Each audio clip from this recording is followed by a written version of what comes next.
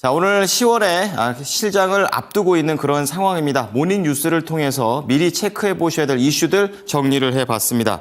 자, 첫 번째는 한국경제 단독이 되겠습니다. 고려아연도 공개 매수로 맞불을 놓는 모습인데요. 이제 주가가 75만 원 이상 갈 수도 있다, 이런 얘기들이 나오고 있습니다. 함께 보시고요.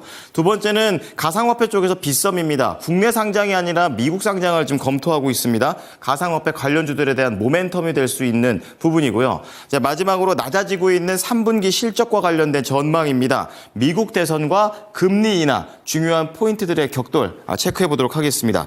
자, 권민환 캐스터 정해 주시죠. 네, 수요일 오늘장에 영향을 줄 수 있는 모닝 뉴스 살펴보겠습니다. 6가지 헤드라인으로 먼저 정리를 해볼 텐데요. 반도체가 9월 수출을 견인하며 12개월째 수출 지표가 플러스를 기록했습니다. 고려아연 최윤범 회장이 반격을 준비하고 있고요. LG화학이 배터리 열폭주 억제 실마리를 찾았습니다. 빗썸이 미국 나스닥 상장을 검토하고 있습니다. HMM이 SOL과 장기 운송 계약을 체결했고요. 상장사 영업이익 전망 한 달 사이에 3조 원 넘게 감소했습니다. 먼저 9월 수출 소식부터 살펴보겠습니다. 우리나라 9월 수출이 추석 연휴로 조업 일수가 감소했음에도 불구하고 7.5% 증가하면서 수출이 12개월째 전년 대비 플러스 흐름을 이어갔습니다.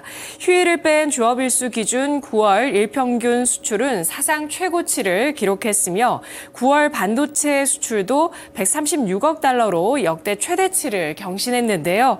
산업통상자원부는 어제 9월 수출입 동향을 발표했습니다. 9월 수출액은 587억 7천만 달러로 지난해 같은 달보다 7.5% 증가했습니다. 15대 주력 수출 품목 가운데 반도체, 무선통신기기, 컴퓨터, 자동차, 선박, 바이오 헬스 등 6개 품목의 수출이 늘어났는데요. 9월 전체 반도체 중 메모리 반도체 수출액은 87억 달러로 지난해보다 61%가 증가했고 2위 수출 품목인 자동차 수출액은 지난해 같은 달보다 4.9% 늘어난 55억 달러로 역대 9월 가운데 가장 높았습니다. 반도체 업계 실적 풍향계로 통하는 마이크론의 시장 기대를 웃도는 실적 발표 나타난 이후에 글로벌 첨단 산업 선행 지표로 여겨지는 한국의 수출입 통계에서도 견조한 글로벌 반도체 수요가 확인되면서 반도체 겨울 우려에 대한 부분을 일정 부분 불식했다는 평가들이 나오고 있는데요. 오늘장 삼성전자, SK하이닉스, 한미반도체, HPSP, 원익IPS, 동진세미캠, YC, SKC 등 반도체 관련주들 낙폭 과대한 부분들을 회복할 수 있을지 함께 지켜보시죠. 다음은 고려아연 소식입니다. 고려아연이 MBK 파트너스와 영풍에 맞서서 회사 내부 자금을 활용해서 고려아연의 자사주를 80만 원대에 공개 매수하는 방안을 내놓는다는 한 언론사의 단독 보도가 나왔습니다. MBK 연합이 공개 매수 기간에 고려아연의 자사주를 취득하지 못하도록 법원에 가처분 신청을 내자 최 회장 측이 공개 매수 기간이 끝난 직후 자사주를 더 비싸게 사겠다고 미리 공표해서 MBK 연합의 계획을 흔들기로 한 것인데요. 이와 함께 최 회장 측은 고려아연 지분 1.85%를 보유한 영풍정밀에 대해서도 대항 공개 매수에 나섭니다. MBK 연합의 공개 매수 가격 2만 5천 원보다 높은 3만 원으로 책정을 하게 돼서 최 회장 측이 가능한 모든 승부수를 던졌다는 분석이 나오고 있는데요. 투자은행 업계에 따르면 최 회장 측은 오늘 오전 9시 고려아연 이사회를 열고 MBK 연합의 공개 매수 마감일인 4일 이후에 자사주를 특정 가격에 매수하는 계획을 의결할 예정이라고 합니다. 구체적인 이사회 결정은 장중에 공시를 통해서 발표가 날 거라고 하는데요. 오늘장 고려아연, 영풍 정밀의 주가 흐름도 함께 지켜보시죠. 다음은 LG화학의 열폭주 억제 관련 연구개발 소식입니다. LG화학이 퓨즈처럼 온도가 오르면 전기 흐름을 차단해서 전기차 배터리 화재를 초기에 막을 수 있는 신소재를 개발하는 데 성공했습니다. LG화학은 어제 기반기술연구소 연구팀이 열폭주를 억제하는 온도 반응성 열폭주 억제 소재를 개발했다고 발표했는데요. 이번 연구 성과는 세계적인 학술지 네이처 커뮤니케이션즈 9월호에 온라인 게재됐습니다. LG화학은 이민아 포항공대 배터리공학과 교수 연구팀과 공동 연구를 통해서 소재 해석을 진행했고 LG에너지솔루션이 안전성 검증에 참여했다고 전했는데요. 이번에 개발한 열폭주 억제 소재는 온도에 따라서 전기 저항이 변하는 복합 물질로 온도가 오르는 초기 단계의 전기 흐름을 차단하는 퓨즈 역할을 하게 됩니다. 연구팀은 머리카락 100분의 1 수준의 두께의 얇은 층 형태로 이 열폭주 억제 소재를 만들었고요. 배터리 양극층과 집전체 사이에 들어가는 소재로 만들었다고 합니다. 회사 측에서는 고객이 안심하고 전기차를 이용할 수 있도록 안전성을 강화하는 기술을 고도화하고 배터리 시장 경쟁력 강화에 기여할 것이라고 밝혔는데요. 오늘장 LG화학의 주가도 함께 지켜보시죠.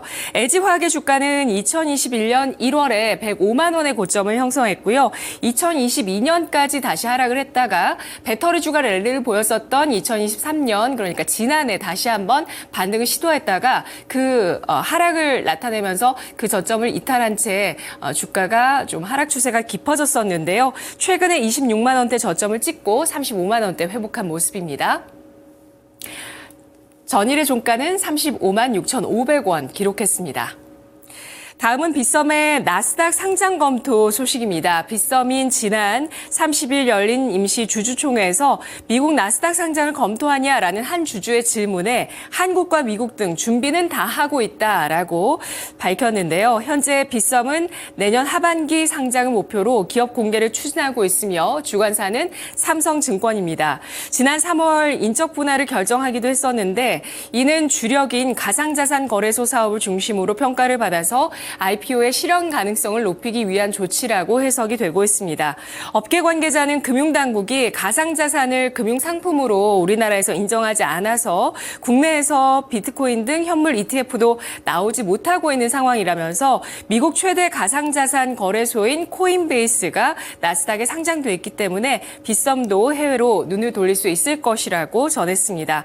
상장을 준비 중인 빗썸이 IPO를 계획대로 잘 추진할 수 있을지 주목이 되고 있는 가운데 나스닥 상장 기대감이 퍼지면서 시간의 거래에서 전거래일 T사이언티픽과 위지트 같은 종목들이 가격 제한폭까지 오르면서 크게 상승하는 모습을 나타냈는데요. 이를 포함해서 SBI 인베스트먼트 등 오늘장 빗썸 관련주의 움직임도 체크해 보시죠. 다음은 HMM의 장기 운송 계약 체결 소식입니다. HMM은 S-OIL과 원유 장기 운송 계약을 체결했다고 어제 밝혔습니다. 양사가 장기 운송 계약을 체결한 건 지난 2018년 이후에 6년 만인데요. HMM은 내년 1분기부터 5년간 S-OIL의 원유를 운송하게 되며 계약 규모는 약 1,800억 원입니다. 계약 기간은 최대 2년 연장할 수 있다고 하는데요. HMM은 30만 톤급의 초대형 유조선 한 척을 투입해서 중동에서 한국으로 원유를 운송할 예정입니다. HMM 측은 지속적인 장기 운송 계약을 통해서 안정적인 수익을 확보해 나가겠다고 밝혔는데요. 오늘장 HMM의 주가도 함께 지켜보시죠. HMM의 주가도 2021년에 고점을 형성했었습니다. 5만 1,100원의 주가 고점 이후에 하락한 후 박스권의 횡보를 최근 들어서는 이어나가고 있는데요. 14,000원에서 25,000원 사이의 박스권의 움직임, 전 거래일에는 18,530원 종가를 형성했습니다. 마지막으로 3분기 실적 전망 소식입니다. 상장사의 3분기 실적 시즌을 앞두고 증권사들이 주요 기업들의 영업이익 추정치를 잇따라 낮추고 있습니다. 반도체, 2차 전지 등 주요 업종 대표주들의 실적이 기대치에 미치지 못할 것이라는 판단에서인데요.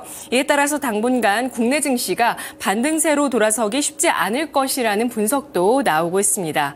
FN가이드에 따르면 증권사들이 실적을 전망하는 상장사 249곳의 3분기 영업이익 추정치는 69조 1,780억 원으로 집계됐습니다. 이는 1개월 전 전망치 대비해서 3조 원가량 감소한 수치인데요. 삼성전자의 3분기 영업이익 전망치는 한 달 전에 13조 6,606억 원에서 17.7%가 줄어든 11조 2,313억 원으로 낮춰졌고요. SK하이닉스도 6조 8,456억 원으로 한 달 전보다 전망치가 3.5%가량 원가량 감소했습니다. 2차 전지 실적 눈높이도 내려가고 있는데 삼성 SDI의 3분기 영업이익 추정치는 1,799억 원, 에코프로비엠은 19억 원으로 지난해보다 95.9%가 감소할 것으로 전망이 되고 있는 상황입니다. LNF는 518억 원의 영업 손실을 봤을 것으로 추정이 되고 있는데요. 증권사들은 실적 기대치가 낮은 데다가 미국 대선의 불확실성이 더해져 이달 지수의 상승폭이 제한될 것이라고 보고 있습니다. 미국 연준의 금리 인하와 중국 경기 부양책에도 코스피는 당분간 박스권을 이어나갈 것으로 분석되고 있는데요. 지금까지 6가지 모닝뉴스 함께 살펴봤습니다.